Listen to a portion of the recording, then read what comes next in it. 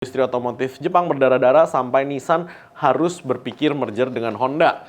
Nissan itu terkenal dulu di zaman tahun 90-an itu dengan Silvia, Skyline, 350Z. Kemudian tiba-tiba kucuk sampai Indonesia yang dikeluarin apa? Grand Livina. Ya, karena excitementnya kurang sih menurut gua sih. Lu kalau gede di zaman gua gede ya, kita ngeliat Lancer, kita ngeliat Skyline. Ya gimana sih bro dari Skyline berubah menjadi Datsun Go? What the fuck kan gitu kan? Cari bengkel mobil yang tepat, ayo ke dokter mobil aja. Jujur, cepat dan juga lengkap, ayo ke dokter mobil aja. Kualitas yang terbaik, harga juga bersahabat. Percayalah, di dokter mobil pasti beres. Hai Domo Lovers, hari ini saya akan bahas tentang Nissan, Honda, dan Mitsubishi yang dikabarkan akan merger. Nah, konon kabar adalah industri otomotif Jepang berdarah-darah sampai Nissan harus berpikir merger dengan Honda. Jadi ceritanya Nissan itu salesnya drop, kemudian Honda juga salesnya tidak seberapa bagus. Ini global ya, bukan Indonesia ya kita cerita ya. Jadi ini Nissan Motors dan Honda Motors yang di Jepang sana. Jadi karena tidak seberapa bagus, makanya mereka memutuskan untuk yuk kayaknya kita merger bagus nih, kerjasama bagus nih. Nah, Mitsubishi ikutannya karena Mitsubishi itu punya saham di Nissan. Jadi salah satu pemegang saham terbesarnya Nissan adalah Mitsubishi. Jadi nggak heran ya, Mitsubishi punya saham terbesar di Isuzu Thailand, itu ownernya Mitsubishi, bukan yang lain, karena Mitsubishi punya cukup gede di sana. Jadi tukar-tukaran saham sudah menjadi hal yang wajar dan lumrah di perusahaan-perusahaan besar. Nah, kenapa kok mereka bisa tertatih-tatih dan tiga brand besar ini tertatih-tatih? Mungkin menurut gua satu, mereka terlambat berevolusi. Ketika dulu Toyota sudah masuk ke Prius dan mereka sudah punya Mirai dan mereka sudah berkecimpung di situ, si Nissan ini hari ini baru punya hybrid, ya kan? Hybridnya dia udah beberapa tahun lalu sih, cuman maksudnya tidak se-evolve atau sekencang si Toyota. Si Honda juga udah lama punya hybrid, cuman tidak se-evolve atau sekencang Toyota. Mitsubishi sayang sekali saudara-saudara dia yang paling ketinggalan nih dalam ceritanya hybrid dan EV. Memang ketika dari tiga brand ini, ketika dilawan dengan Toyota memang yang paling besar, penjualan paling banyak, dan memang yang paling bagus. Nah, kalau dilihat di Indonesia, mungkin agak tidak adil karena campur tangan Astra Group di Indonesia sangat besar sekali terhadap mobil-mobil ini. Jadi yang keluar itu nggak, ya makanya kan ini kan yang keluar nggak seperti yang keluar di dunia kan. Maksudnya tiap region kan berbeda, dan campur tangan Astra Group di Indonesia lah yang membuat Toyota dan Daihatsu itu benar-benar menjadi nomor satu untuk di sales selalu nih ceritanya nih. Kemudian ada Honda, baru ada Mitsubishi atau Nissan dan sebagainya gitu kan, dan si grupnya Indomobil. Nah, kalau menurut gua sih Nissan downfall-nya ya, mereka jatuhnya itu gara-gara menurut gua udah kurang passion sih. Nissan itu terkenal dulu di zaman tahun 90-an itu dengan Silvia, Skyline, 350Z. Kemudian tiba-tiba kucuk sampai Indonesia yang dikeluarin apa? Grand Livina. Ya, maksudnya sama dengan Mitsubishi, di mana kenapa sampai gue beli Galant, di zaman itu ada Galant, ada Lancer, ada Eclipse, ada GTO gitu kan. Wah, itu mobil-mobil yang tiba-tiba tuh ngeblok proyek expander gitu kan. Jadi kan kita ngeliatinnya begitu kan, udah gitu Mirage gitu kan, gua ngeliatinnya aja. Jadi gitu kan, Nissan keluarinnya Nissan March, Nissan Leaf gitu kan. Kemudian Honda, ya Honda sih sebenarnya Honda ya dia merasa dia kalah aja sih dengan si Toyota sih, karena Honda sebenarnya salesnya di seluruh dunia tetap stabil dan segitu-segitu aja karena peminat Honda memang relatively and cenderung stabil.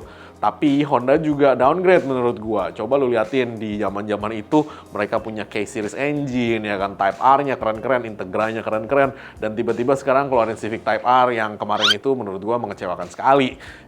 It's not K-Series anymore. Seperti yang gue bilang, kalau dulu lu pernah nginjek engine K-Series, itu bunyi wah, itu lu sampai ketakutan sendiri pegangin mobilnya.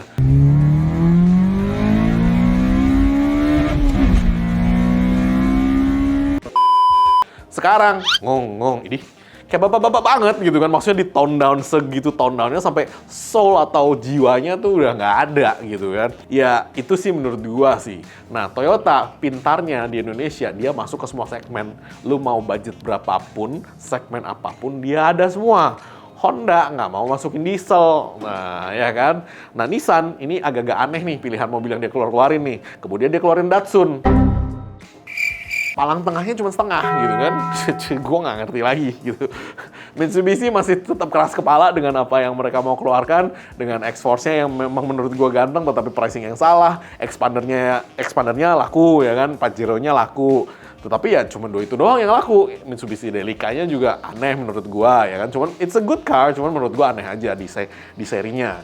Dan itulah yang maksudnya itulah yang membuat mereka kalah ya dengan Toyota in general di seluruh dunia. Apalagi ketika dihajar nih dengan mobil-mobil China EV, semua orang yang kepengen beli ya kan, dan memang nggak dipungkiri namanya budget orang mau beli mobil ya either ke mobil Jepang atau mobil Cina sekarang untuk EV-nya. Nah, disitulah mereka kalah nih dalam sisi penjualan, makanya mereka mau merger. Tapi jangan takut sih, maksudnya mereka merger, mobil-mobilnya brandnya tetap ada, nggak ada urusannya sama itu semua. Mereka tetap akan keluarin mobil-mobilnya, cuman biasanya teknologinya akan cross nih.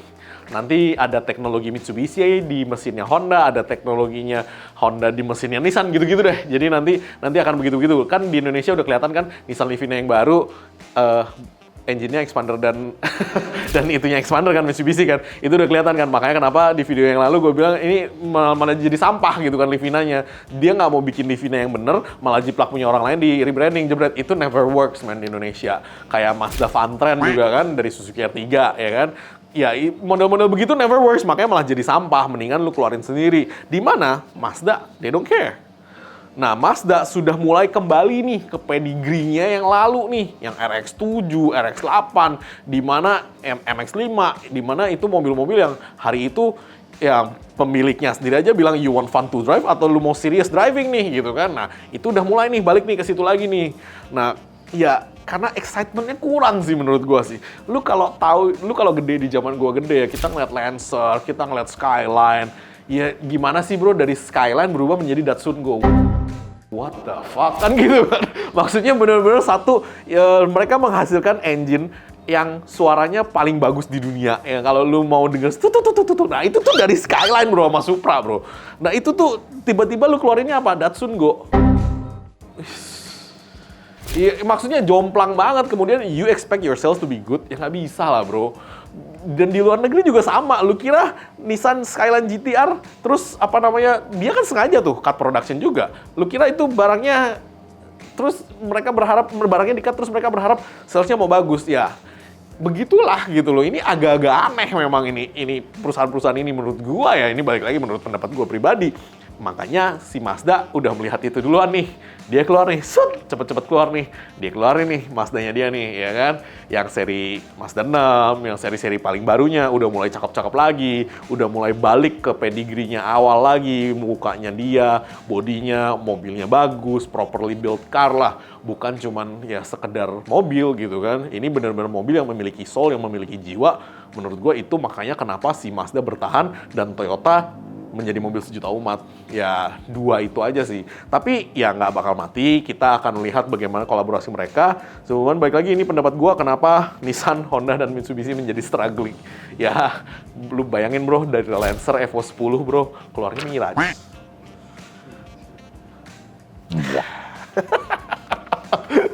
Gitu aja sih. Oke, mungkin sekian dulu penjelasan dari saya, Dokter Mobil. Oke. Jangan lupa subscribe, like, dan komen di YouTube kami. Thanks.